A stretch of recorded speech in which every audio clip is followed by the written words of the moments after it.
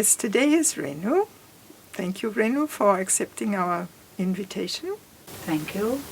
Thank you, Auroville Radio. So our first question is, are you in contact with your inner or psychic being? And how does it manifest, if so? I don't think I could say I have a permanent contact with my psychic being. I would say rather that I've had moments where it's like a very deep recognition of something you've always known.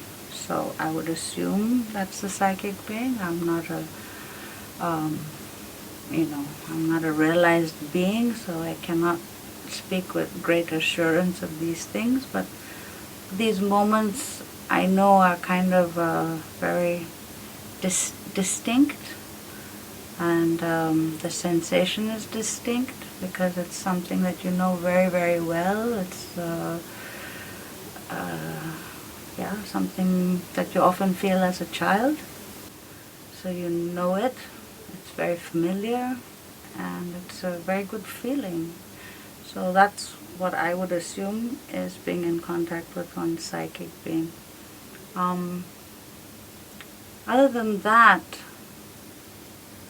I think I have developed, it's kind of, it's like a sense of smell.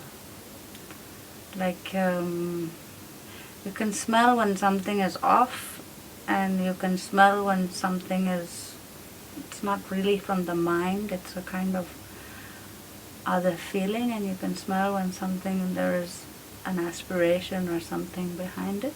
So yeah, I count on that a lot. Okay.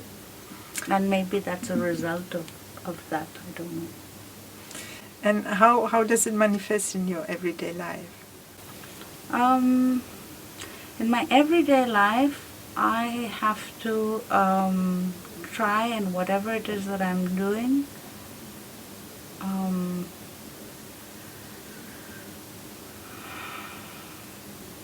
I don't know that it's, I wouldn't say that that's the psychic being, but it's more like the path of karma yoga, where you every day try and offer whatever it is that you're doing, and not get too attached to any of the results, or when you're, really involved, to also say, okay, I do what I can in this situation in face of injustice or things that I believe are incorrect or wrong. But in the end, it's try and detach from the results, because, and it's also been like that in all of my jobs in Auroville. You just try and do the best that you can do with the best attitude that you can do. And if there's anything I would like to say, it's this, that I find, having grown up here, there was so little of Auroville on the material plane. So much of Auroville existed in the imaginary plane, and it was so powerful. And also it was so powerful was much more the psychological effort of what it means to be in Auroville, to try and let go either of possessions or of preconceived ideas, to be open to the adventure wherever it leads us, to be in tune with what's happening at the moment, and to be able to answer at the moment to the truth of that moment. So,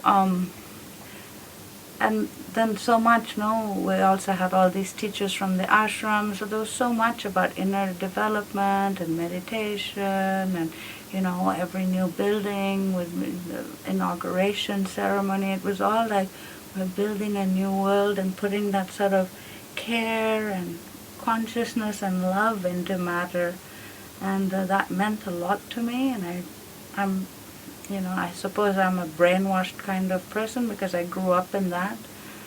So what I find painful, and that's not just in the situation today, it's just the more it's developed, the external part has developed, it seems the focus has very much been on all this external development. And that those intentions and the psychological effort seems less important than the external, and that sort of, it has to go together, otherwise it's just empty to me. You know, and so that's what I feel a little bit also now. So much is on the external show, when actually this ground and these 55 years, there's been also so much of goodwill and consecration and love and enthusiasm, and that's huge. You know, that those skyscrapers exist on that plane of all of this. And yeah, and so for me to be in that state, which I find to be more in tune and not so external with the I know and it has to be this, and it's all very, it's much more subtle in the sense of being at the entente, listening, you know, listening for what needs to be, being attentive, having that attention to like what is needed, not I know, but what is needed, and then that effort everybody can participate in. And yeah, I mean, we can all be much nicer to each other for sure. You know, to allow for that space where people can, you know, what I like is that nobody knows what Auroville is, but what I like is that we can all work together imagining it, and each person has a space to express that, and I think that's so beautiful. So I find it very reducing the potential and the imagination and the challenge of what Auroville is. It's the thing of like being attentive together. So I think I've felt it like that. I mean, you know, there've been times in Auroville, also in the earlier times when there were difficulties. I don't think everything was very wonderful, but there were wonderful moments. There was a lot of humor. And there were really moments, and I wouldn't say that's so much psychic as maybe vital, maybe, but it was like the sense of being a little bit of a body. Of like, hey, let's do this, and other people hearing, yeah, that sounds like the right thing, okay, let's go do it. And we just went and did it, you know, not so much up in the mind. Not that, you know, it's one or the other. The mind is also very necessary. But sometimes I feel like we've lost a little bit of just that enthusiasm, that, you know, spontaneity. You know, I think it's good to be spontaneous. I think it's good to be. Your mother's kept talking about flexibility. There are things that mother often talked about that I didn't used to understand, especially in the context of Auroville. She didn't really want all these specialists or things like that, in the sense that, I mean, not that she didn't want them, that's incorrect, but it was really the intention and the aspiration of the person and what they wanted that was so important. And I think that's true today. I think it's, yeah. And do you feel, did you develop any particular abilities thanks to your inner contact? Well, like I said, this kind of sense of smell. It's a kind of smell. It's kind of like, it's funny because I see that everything that is manifested with a kind of ambition often gets a twist in it. You know, there's ambition to finish, ambition to look like something, you know, this ambitious external thing. then it starts twisting from the inside. So that's something I'm beginning to notice. I was like, oh, so there's something about that. That's why I like that innocence of like admitting that we don't know. And then we can figure it out together and go like, okay, I see this, I see that. You know, doesn't mean that everybody has to be agreeing all together on one thing, but we can, and that's what's happened. Much of the way Auroville has developed has been every person really trying to develop whatever it is that they're doing in their area for the whole. Maybe sometimes people have forgotten the whole. I remember when I was working in the town planning, and many people would come with projects, and it was like they were reinventing Auroville in Auroville. And I was like, but Auroville already exists. Why don't you look at the whole of Auroville and see what's missing? What do we need now? You know, not like, oh, I want to do this and it's going to be my... It's like, again, little Auroville inside of Auroville. Everybody wanted to be in control, you know? So, yeah, interesting to notice that. It's a great idea. Auroville's a great idea. But you see, ideas like this are only as great as what they inspire in people. So you have to really save that, you know, the bank here is goodwill. Nothing else. That's what you have to protect. And that's what, if we work on a new Auroville organization, I would really put that as the top thing. It's like, this Auroville is meant for goodwill, for people of goodwill. You know, those are a few of the things that Mother said. It was like, you know, she talks about sincerity, and I was like, wow, sincerity, it means not being dishonest. What is sincere? And then you understand it. It's like sincere means that you're sincere with yourself. You know? And you can also see it takes a lot of courage, and it's very painful to see also how much the ego is involved in yourself. You know, and not keep thinking all your ideas are divine ideas or this or that, you know. It takes a lot of courage, and it's not easy to do because you see yourself in a light that maybe you don't like. That's so important. And so I think a little bit of sincerity helps to do that. It's a bit like a cleaning lens. And it's helpful. And so when Mother talks about I want sincere people, I'm like, oh, you know, oh yeah, I see. Yeah, it's true. It is important. It's not like you have to be, you know, specialist in this and that. That drive is important because that carries the whole atmosphere and the whole vibration. You have a whole army of sincere people. That's incredible. So that's what I'm looking forward to. Other than that, superpowers. No, I mean, I have had my own moments. I think it's, you know, I've had my own, I don't know what you want to call them. But in these moments, I really have seen, it's not at all like how people imagine, you know, even spirituality, people think it's people talking very calmly and dressed in white and all. This has nothing to do with spirituality. Nothing. It's a common form that, you know, people are accustomed to see either from Christianity or from ashrams or like that. But that's not, it has nothing to do with being, that's like a moral virtue thing. It has nothing to do with spirituality at all. At all.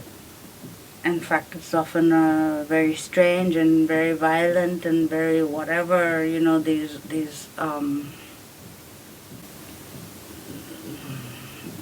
birthings, because it's exactly that. It's bringing out so much, you know. And if you read the life of Ramakrishna, then you're like, wow, you know, any normal society would have put him in an insane asylum, you know. So these are the things that India has and that India knows. Only India has words for all of these different states of being and psychological states. Only India understands that since, thousands of years. So that's wonderful about India.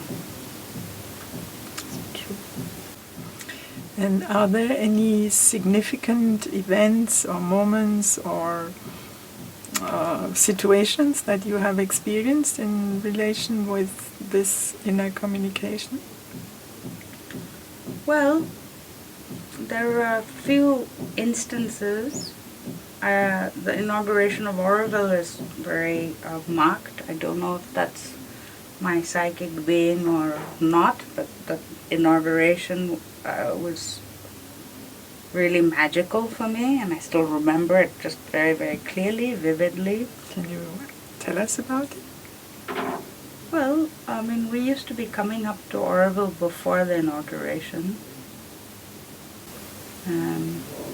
So there wasn't really any roads or anything like that. And then the amphitheater was getting prepared, and the inauguration ceremony was there, and they had this big cement flat circles under the banyan tree, and the models were put there. And it was just my whole growing up, this, plans and drawings and rosewood models and messages from mother and people running around and new education. All of this was going on. So it was always very exciting somehow. Even as a child, you're growing up and all this is happening, you're waiting on the staircase to go to mother's room, and Roger is running up and down with his rolls of plans and everything, So it was a kind of the whole buzz of Auroville, so it was always exciting. And you're like, okay, they're going to build, in your kid's mind, like, okay, we're going to build Auroville, whatever that means, when you say a new city, a new place, it's just like, okay. And then you came here and it was just like goats and and peanut fields, 1 or 2, and super poor, so you're like, okay. And then this inauguration, and suddenly everybody was there, and it was really beautiful, and the sand was being carried, and everybody's flags, and walking down, and then this huge balloon up, pale blue balloon, up which was really enormous. That really marked me also. And then they let it go, it was big. And people from all over coming, and all the villagers also, they were there, and we were all watching. And so that was something that stayed. There was another time, I remember I was walking, and I think that's why I'm so disturbed about this Oro Orchard exchange, because I remember it was I was walking in front of our orchard to the main road. There was a kind of structure, and then there was a signboard that said ECC. It was an engineering company that was going to build Auroville. It was like a yellow sign, which I always thought was strange. Anyway, I was walking in front of Oro Orchard. I remember going 1970. It was 1970, so I was 6 years old. And I remember just going, wow, this is Auroville, it was so exciting to me, just like walking on this empty road with these palm trees. And so I'm pretty attached to those memories. And similarly, I just feel like every bit of land that was bought and donated, people donated money for this Auroville. I always felt like every bit of land was it's under Mother's protection now. It won't be land that will be exploited. It won't be, now you are a land that belongs to nobody in particular. Hooray, And then there was this whole work of healing it, because our whole life, as somebody rightly said, exists because of 6 inches of topsoil. If you don't have that topsoil, you don't have life. So we understood that very early, because sandstorms in the summer, and in the winter all the ocean was red, and so okay, we need to save this topsoil, or there's nothing happening here. And so huge amount of energy, and then watching that take a long time before it answered the call, you know, and goats and protecting each tree and watering it with a bullock cart in the summer. So, you know, it was like this huge thing, and then suddenly things started saying thriving and coming. But it took a while before trees agreed to grow. Took a long time. And then, you know, watching different species come and all. So for me, all of this has been exciting. You know, and it's just very strange that that's not a value that is a commonly shared value anymore. It's like bizarre to me. Anyway, so you asked about moments. So that's one moment. The walking in front of hope was a moment. For no reason at all, I was sitting at home doing nothing, and I suddenly was like, oh, I just saw something about, I don't know, I just experienced myself in a completely different way, and it was quite nice.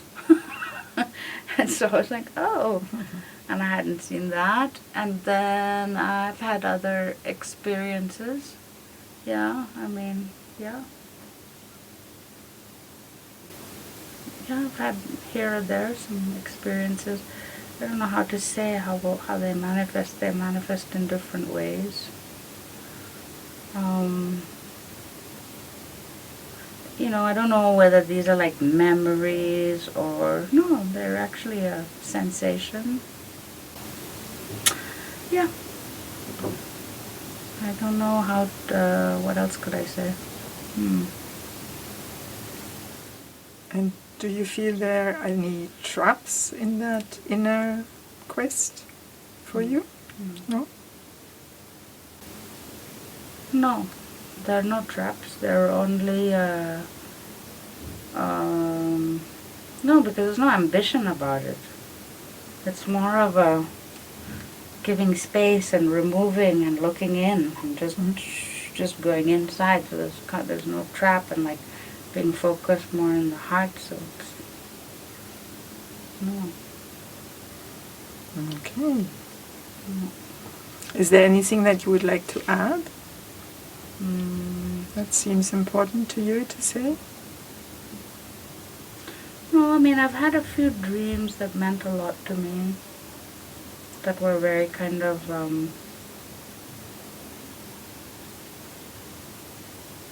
revelatory dreams, you know, kind of dreams that you always remember. So, those stay with me. I feel very lucky. I feel very privileged, you know. And, you know, what I know and remember of Mother is she really cared. She really, really cared about you. And I think that's really important. I think that's a quality. And that's always a quality that I would like in the administration in Auroville also, is like you have to care. It doesn't mean you have to put up with all nonsense. You have to care about people. And if you are in an administration, it's very important to try and emulate the qualities that Mother had or would have liked to see. I think that's super important. So for me, that's really important. And other than that, I had a dream where I was in front of Sri Aurobindo. I kind of nearly ran into him because I was late for something. And I was a little shocked because it was him. And he looked at me and he saw everything inside of me, even the parts that I would not like to show, you know. And the way it visualized it was, there was like my heart, and there was a small area on one side that was a bit black, you know. And I was like, ah. And he didn't care at all, but he saw it. And it was very relieving that somebody sees everything and just sees. That's it. And then another experience was when my Indian father passed away. He came to me in a dream and he didn't know how to get out. And I was like, oh, this is easy. Like, he was trying to get out of his feet. And I said, no, that's all wrong. And I showed him. And as I showed him in my dream how to get out, I got out in my dream. And I was, for a few seconds, in an undescribable feeling of peace and well-being. And that I'll never forget. And I woke up and I remembered it. And I was like, oh, I've been there. And it's also a place we all know. Nothing is unfamiliar. So, yeah. Beautiful. Thank you very much. Most welcome.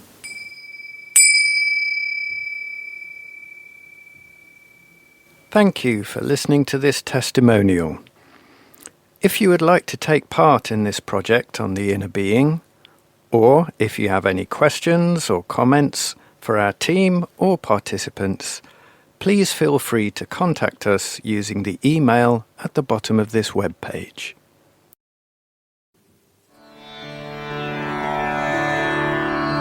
This is Auroville Radio, voices from the city of Dawn.